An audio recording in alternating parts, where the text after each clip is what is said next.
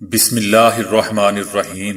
السلام علیکم دوستو، دنیا بھر کی خبروں میں آج آپ سنیں گے، لیکن اس سے پہلے اگر ہو سکے تو لائک، سبسکرائب اور بیل آئیکن کا بٹن ضرور دبا لیں۔ شکریہ۔ سابق صدر ٹرمپ پہلی ہی مدت کے بعد ہارنے والے صدور کی فہرست میں۔ کیا صدر پیوٹن استعفیٰ دینے والے ہیں؟ خبروں کے بعد روسی حکومت بھی میدان میں۔ مظاہرین نے وائٹ ہاؤس کے باہر پوسٹر لگا دیے، تمہیں نوکری سے نکال دیا گیا ہے۔ ٹرمپ کے بعد اب عمران خان کے جانے کا انتظار ہے۔ سراج الحق۔ ڈپریشن کے علاج میں جدوئی کھمبی دوسری دواؤں سے 400% بہتر۔ ایسی خاتون جو 18 سال سے ایک مرتبہ بھی اپنے گھر سے باہر نہیں نکلی، پاؤں نکارا۔ 5000 فٹ کی بلندی پر اڑتے جہاز سے چھلانگ لگانے والی 19 سالہ لڑکی۔ چھوٹے قد کے لوگوں کا کورونا کا شکار ہونے کا خطرہ زیادہ ہوتا ہے۔ ماں کی اپنی 7 سالہ بیٹی کی موت کے بعد اس سے انٹرنیٹ پر ملاقات۔ امریکہ میں اب مسلمانوں کو پریشان ہونے کی ضرورت نہیں، وزیر اعظم عمران خان کی سابقہ اہلیہ جمائمہ۔ عالمی وبا کورونا سے تیسری عالمی لڑائی چھڑنے کا خدشہ۔ الیکشن ابھی ختم ہونے سے بہت دور ہیں، سابق صدر ٹرمپ۔ تو آئیے چلتے ہیں اب خبروں کی تفصیل کی جانب۔ امریکی صدارتی انتخاب کی تاریخ میں ویسے تو یہ 10 مرتبہ ہو چکا ہے کہ کوئی صدر اپنی پہلی مدت صدارت کے بعد ہی ہار گیا ہو، لیکن حالیہ دور میں ایسا چوتھی مرتبہ ہوا ہے کہ کوئی صدر پہلی مدت صدارت کے بعد ہی ہار گئے ہوں۔ صدر ٹرمپ مجموعی طور پر 11ویں اور حالیہ دور میں چوتھے ایسے صدر بن چکے ہیں۔ اس سے قبل ایسا واقعہ 1992 میں ہوا تھا جب بل کلنٹن نے جارج ڈبلیو بش سینئر کو پہلی مدت صدارت کے بعد شکست دی تھی۔ جو بائیڈن امریکی تاریخ میں کسی بھی امریکی صدارتی امیدوار سے زیادہ ووٹ حاصل کرنے والے شخص بن گئے ہیں۔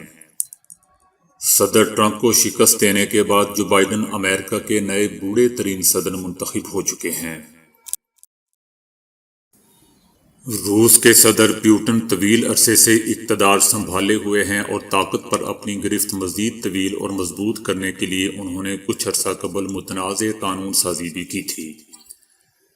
تاہم اب ان کی صحت اور اقتدار سے رخصتی کے متعلق ایک حیران کن دعویٰ سامنے آیا ہے، جس میں کہا جا رہا ہے کہ وہ کسی بیماری کا شکار ہو چکے ہیں اور آئندہ سال جنوری میں عہدے سے مستعفی ہو جائیں گے۔ ناقدین نے اس دعوے میں یہ بھی کہا ہے کہ اقتدار سے رخصت ہونے سے قبل صدر پیوٹن قانون سازی کے ذریعے اپنے لیے تاعمر استثناء حاصل کریں گے، تاکہ حکومت سے جانے کے بعد ان کے خلاف مقدمات قائم نہ کیے جا سکیں۔ قانون سازی کے ذریعے وہ تاحیات سینیٹر رہیں گے اور استثناء کے علاوہ دیگر مراعات بھی حاصل کرتے رہیں گے۔ ناقدین کے اس دعوے نے ایک ہلچل مچا دی ہے، تاہم صدر پیوٹن کے ایک ترجمان نے اس دعوے کو بے بنیاد اور احمقانہ قرار دیتے ہوئے مسترد کر دیا ہے۔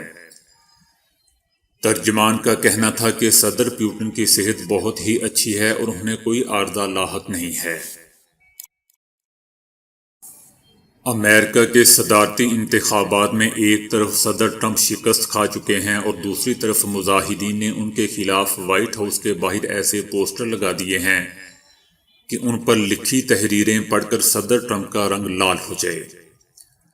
پوسٹر وائٹ ہاؤس کے جنگلے پر لگائے گئے ہیں، جن میں سے ایک پر صدر ٹرمپ کی تصویر کے ساتھ لکھا گیا ہے کہ تمہیں نوکری سے نکال دیا گیا ہے، جبکہ ایک پوسٹر پر لکھا ہے کہ تمہارے جانے کا وقت آ چکا ہے۔ ایک پوسٹر پر صدر ٹرمپ کے وائٹ ہاؤس سے انخلاء کا نوٹس تحریر کیا گیا ہے، جبکہ ایک پوسٹر پر لکھا ہے کہ ایک ووٹ گنو۔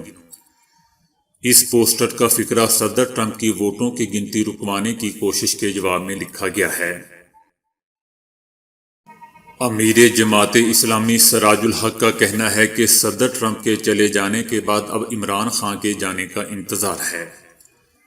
سراج الحق نے کہا ہے کہ عمران خان اور ان کی حکومت گزشتہ ادوار کا تسلسل ہے۔ پی ٹی آئی نے ملک کا بیڑا غرق کر دیا ہے۔ پی ٹی آئی حکومت میں مساجد، مدارس اور ماں بہنیں محفوظ نہیں۔ پی ٹی آئی نے لوگوں کو کہیں کا نہیں چھوڑا، اس پارٹی نے لوگوں کو بے روزگار کر دیا ہے۔ پی ٹی آئی کے وزراء ایک دوسرے کو نالائق کہنا شروع ہو چکے ہیں۔ امیر جماعت اسلامی کا کہنا تھا کہ جھوٹ کا مقابلہ ہو جائے تو عمران خان وہ بھی جیت جائیں گے۔ عمران خان کے پاس تقریر کے لیے کوئی موضوع نہیں ہے، وہ تقریر سے پہلے اپنے وزراء سے پوچھتے ہیں کہ آج کیا کہنا ہے۔ سراج الحق کا کہنا تھا کہ مجھے ٹرمپ کے چلے جانے کے بعد اب عمران خان کے جانے کا انتظار ہے۔ سراج الحق نے کہا کہ موقع ملا تو ان سیاسی جماعتوں کے تمام کرپٹ لوگوں کو جیل میں ڈالوں گا۔ جماعت اسلامی کی حکومت آئی تو علاج اور تعلیم مفت ہوگی۔ جماعت اسلامی کی حکومت میں قرض دار کی موت کے بعد قرض حکومت ادا کرے گی، بیواؤں اور یتیموں کو وظیفہ بھی دے گی۔ جدوئی کھمبی کہلانے والی ان کھمبیوں میں سائلو سائبن نامی ایک مرکب ہوتا ہے جو ڈپریشن کے علاج میں مؤثر ثابت ہوا ہے۔ ماہرین کا کہنا ہے کہ شدید ڈپریشن کے علاج میں سائلو سائبن نام کا ایک مرکب موجودہ دواؤں سے 400% زیادہ بہتر اور مؤثر پایا گیا ہے۔ یہ جدوئی کھمبی یا سائلو سائبن مشروم کہلانے والی کھمبیوں میں پایا جانے والا مخصوص مرکب ہے۔ اسے شدید ڈپریشن کے علاج میں باقاعدہ آزمانے کا فیصلہ کیا گیا ہے۔ دوستو، یاد رہے کہ ایسا شدید ڈپریشن جو کم از کم 2 طرح کی دوائیں دینے پر بھی ختم نہ ہو، اسے طبی زبان میں MDD کہا جاتا ہے۔ اس کیفیت میں مریض شدید ترین مایوسی کا شکار ہو جاتا ہے، یہاں تک کہ وہ بار بار اپنے آپ کو مارنے کی بھی کوشش کرتا ہے۔ ڈپریشن کی یہ کیفیت بعض مرتبہ اتنی خطرناک ہو جاتی ہے کہ عام ڈپریشن کی عام دواؤں سے بھی ختم نہیں ہوتی۔ اس ضمن میں پہلے مرحلے کی طبی آزمائشیں کامیاب ہو چکی ہیں، جس میں 27 مریض شریک کیے گئے جن میں MDD کی تمام علامات موجود تھیں۔ تمام مریضوں کو 2 ہفتے کے فرق سے سائلو سائبن کی صرف 2 خوراکیں دی گئیں۔ مزید 4 ہفتے گزر جانے کے بعد ان تمام مریضوں کا ایک بار پھر تفصیلی معائنہ کرنے پر معلوم ہوا کہ 24 میں سے 17 مریضوں میں MDD کی علامات 50% کم ہو چکی تھیں اور وہ خود کو پہلے سے کہیں بہتر محسوس کر رہے تھے۔ اسپین میں ایک خاتون اپنی ماں اور بہن کے ساتھ 18 سال تک گھر تک محدود رہی اور کبھی ایک مرتبہ بھی باہر نہیں نکلی۔ بالآخر جب پولیس ان تک پہنچی تو ان کی ٹانگوں کی ایسی حالت ہو چکی تھی کہ سن کر کوئی بھی پریشان ہو جائے۔ کچھ عرصہ قبل ان کے ایک انکل نے ان کی گمشدگی کی رپورٹ درج کروائی تھی، جس پر پولیس نے ان کی تلاش شروع کی اور بالآخر گزشتہ دنوں انہیں تلاش کرنے میں کامیاب ہو گئی۔ پولیس کی طرف سے بتایا گیا ہے کہ اتنے طویل عرصے تک گھر میں بند رہنے کی وجہ سے اس خاتون کی ٹانگوں کے پٹھے ناکارہ ہو چکے تھے اور وہ چلنے پھرنے سے قاصر ہو چکی تھی اور مشکل سے چند قدم ہی چل سکتی تھی، اور وہ بھی لڑکھڑاتے ہوئے۔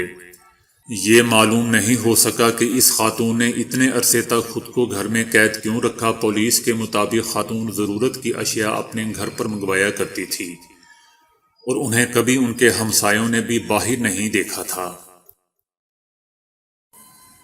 1.5 سال قبل برطانیہ میں ایک نوعمر لڑکی نے 5000 فٹ کی بلندی پر پرواز کرتے جہاز کا دروازہ کھول کر چھلانگ لگا کر اپنے آپ کو مار لیا تھا۔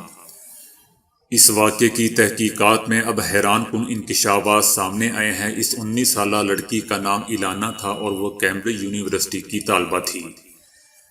گزشتہ سال وہ چھٹیاں منانے مڈغاسکر گئی اور وہاں بیمار پڑ گئی۔ بیماری کے باعث اس نے اپنے والدین کے کہنے پر چھٹیاں منسوخ کر کے واپسی کی پرواز پکڑ لی۔ واپس آتے ہوئے راستے میں اس نے جہاز کا دروازہ کھول کر 5000 فٹ کی بلندی سے نیچے چھلانگ لگا دی۔ اس واقعے کی تحقیقات میں معلوم ہوا ہے کہ ایلانا نے ملیریا کی دوا ڈاکسی سائکلین لی تھی، جس سے ایسے مضر اثرات لاحق ہوئے کہ اس کی ذہنی حالت بگڑ گئی۔ اس کے پیش نظر اس نے پائلٹ اور مسافروں سے جھگڑا کیا اور پھر اپنے آپ کو مار لیا۔ تحقیقات کرنے والے سینئر کورونر نے مطالبہ کیا ہے کہ اس دوا کے مضر اثرات کا جائزہ لیا جانا چاہیے، کیونکہ ایلانا پر اس کے جو مضر اثرات مرتب ہوئے وہ کمپنی کی طرف سے نہیں بتائے گئے تھے۔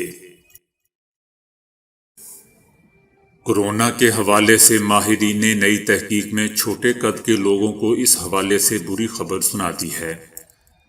سائنسدانوں کا کہنا ہے کہ کورونا کے کسی مریض کے کھانسنے یا چھینکنے سے اس کے منہ سے نکلنے والے قطرے جس طریقے سے آہستگی کے ساتھ زمین پر گرتے ہیں، اس طریقے سے چھوٹے قد کے لوگوں کے زیادہ متاثر ہونے کا خطرہ ہوتا ہے۔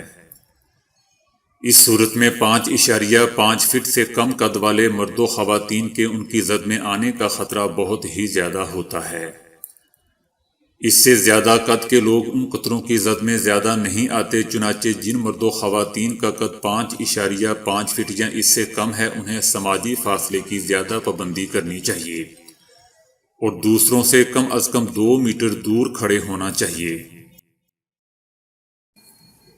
اگلے جہاں چلے جانے والے کبھی واپس نہیں آتے اور نہ ہی ان سے اس زندگی میں کبھی ملاقات ہو سکتی ہے، لیکن جدید ٹیکنالوجی نے یہ معجزہ بھی کر دکھایا ہے کہ آپ اپنے فوت ہوئے پیاروں کے ساتھ حقیقی نہ صحیح مگر ورچوئل ملاقات کر سکتے ہیں۔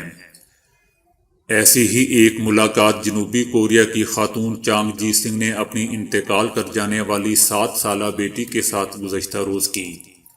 اس کی بیٹی نیون کو ایک لا علاج مرض لاحق ہوا تھا اور وہ موت کے منہ میں چلی گئی تھی۔ اس کی موت کے 3 سال بعد منہوا براڈ کاسٹنگ کارپوریشن نے VR کے ذریعے ایک ڈاکومنٹری کے ذریعے اس ماں بیٹی کی ورچوئل ملاقات کروائی۔ جانگ جی سنگ نے اس ملاقات میں VR ہیڈ سیٹ پہن رکھا تھا اور اس کے ذریعے اپنی بیٹی کو دیکھتی اور اس سے باتیں کرتی۔ اس ملاقات میں بیٹی کے جانے کے غم میں مبتلا ماں سسکیاں لے کر رو رہی ہوتی ہے اور بیٹی سے باتیں کر رہی ہوتی ہے، اور وہ اپنی بیٹی کا چہرہ تھامنے اور ہاتھ پکڑنے کی کوشش کرتی ہے۔ اس ملاقات کے بعد جانگ نے ڈاکومنٹری میں گفتگو کرتے ہوئے کہا کہ میں آج بہت خوش ہوں۔ مجھے ایسا لگ رہا ہے کہ میرا کوئی ایسا خواب پورا ہو چکا ہے جو میں ہمیشہ سے دیکھتی آ رہی تھی۔ دوستو، VR ہیڈ سیٹ کی جدید ٹیکنالوجی کے بارے میں تو آپ جانتے ہی ہوں گے کہ اس کو پہننے سے دکھنے والے سین بالکل اوریجنل لگتے ہیں۔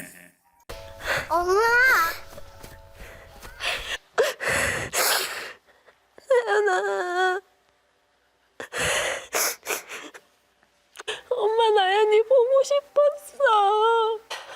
예쁜 나연이.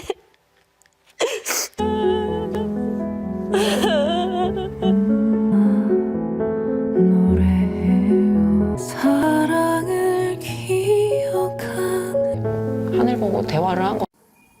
وزیر اعظم عمران خان کی سابقہ اہلیہ جمائمہ نے جو بائیڈن کی فتح کے بعد غیر ملکی نشریاتی ادارے CNN پر تجزیے کے دوران جذباتی ہونے والے ایک میزبان کو حوصلہ دیتے ہوئے اہم پیغام جاری کیا ہے۔